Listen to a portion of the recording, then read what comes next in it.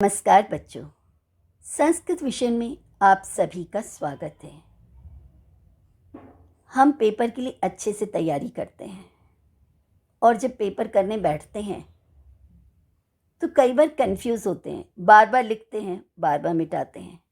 Spelling ये थी या स्पेलिंग ये थी। आंसर सही होते हुए भी स्पेलिंग गलत हो जाने से हमारे नंबर कट जाते हैं। तो हम स्पेलिंग सही कैसे लिखें, तो इसका प्रयोग आज हम इस वीडियो में सीखते हैं। हमें अक्षरों को ध्यान से देखना होगा। जैसे सामने लिखा है का, तो का जो बना है ये क प्लस अ से बना है। इसमें क व्यंजन है और अ स्वर है। तो बच्चों, हमें स्वर माला की हर अक्षर का ज्ञान अच्छे से होना चाहिए। अब शब्द है यत। यत का अर्थ होता है कि। कॉम्प्रिहेंशन में वन वर्ड के आंसर तो हम लिख ही देते हैं। जैसे राजा का नाम क्या था, नृपस्य नाम किम आसीत। और कॉम्प्रिहेंशन में नृप का नाम दशरथ है, तो हमने लिख दिया आंसर दशरथ।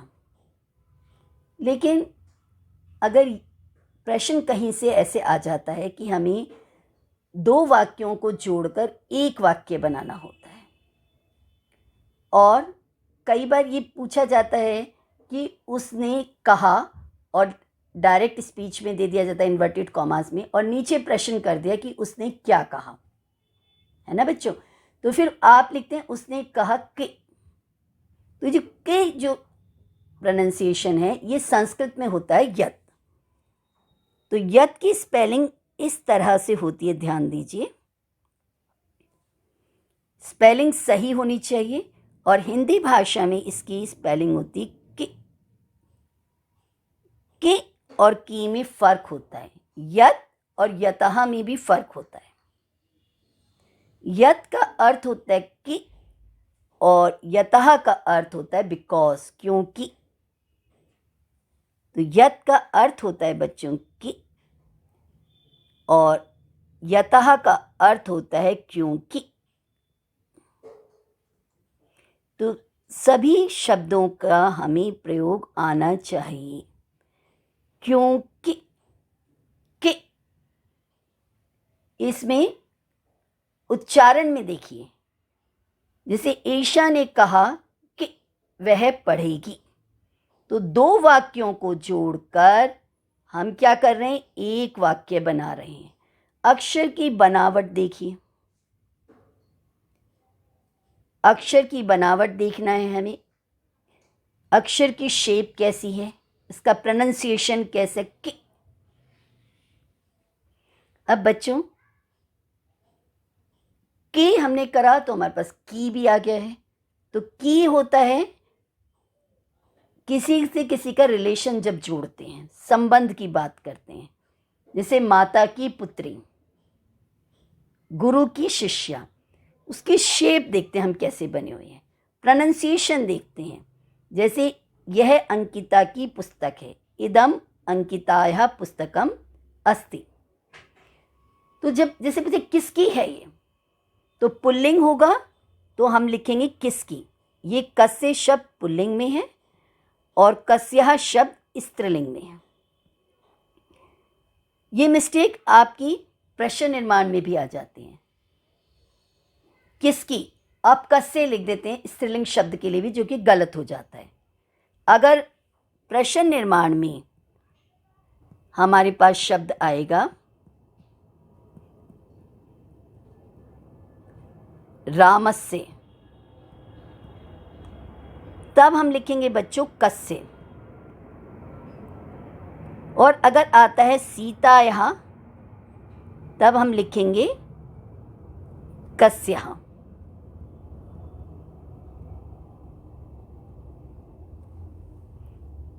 तो बच्चों अच्छे से ध्यान रखिएगा कि पुल्लिंग और स्त्रीलिंग का ध्यान रखना है, और मात्राओं को बहुत ध्यान से देखना है। ये देखिए कस्य, कस्य में अ है, य में अ लगा हुआ है, और कस्याः में आ की मात्रा के साथ विसर्ग भी है। तो ये छोटी छोटी बातें होती हैं जो हमें सिली मिस्टेक से बचाती हैं। अब एक शब्द आता है प्रति। प्रति का अर्थ होता है की ओर। जब हम टुवर्ड्स, जैसे ये देखिए यहाँ पर जा रहे हैं ना गेट की ओर, जैसे कि उदाहरण है वह घर की ओर जाता है। सह द्वारम प्रति गच्छति। प्रति शब्द में छोटी ई की मात्रा होती है, ध्यान रखिएगा। और जो है इसमें देखिए और में फर्क है। प्रति और प्रति में भी फर्क होता है। उच्चारण की दृष्टि से देखिए, अक्षर की बनावट की दृष्टि से देखिए, और देखिए किसी की ओर संकेत किया जाता है कि इस ओर जा रहा है, वह पुस्तकालय की ओर जाता है, वह लाइब्रेरी की ओर जाता है, वह होटल की ओर जाता है, वह लाइब्रेरी की ओर जाता है, वह स्कूल की ओर जाता है। और प्रति सह विद्यालयं प्रति गच्छति, सह कक्षां प्रति गच्छति, सह गृहं प्रति गच्छति। तो बच्चों ये छोटी छोटी बातें होती है जो ध्यान रखना पड़ता है। संस्कृत में एक शब्द आता है च। बहुत से इसको च में हलंत डाल देते हैं जो कि गलत होता है। च में हलंत नहीं होता है। च में अ मिक्स है, च अपने आप में कंप्लीट है। उच्चारण की दृष्टि से देखिए, जब हम एक से अधिक की बात करते हैं तो च लगा देते हैं, जैसे कि रामः श्यामः च, राम और श्याम। संस्कृत में च बाद में लगाया जाता है, लेकिन हिंदी में पहले लगाया, जैसे लतिका और कनिका जाती हैं।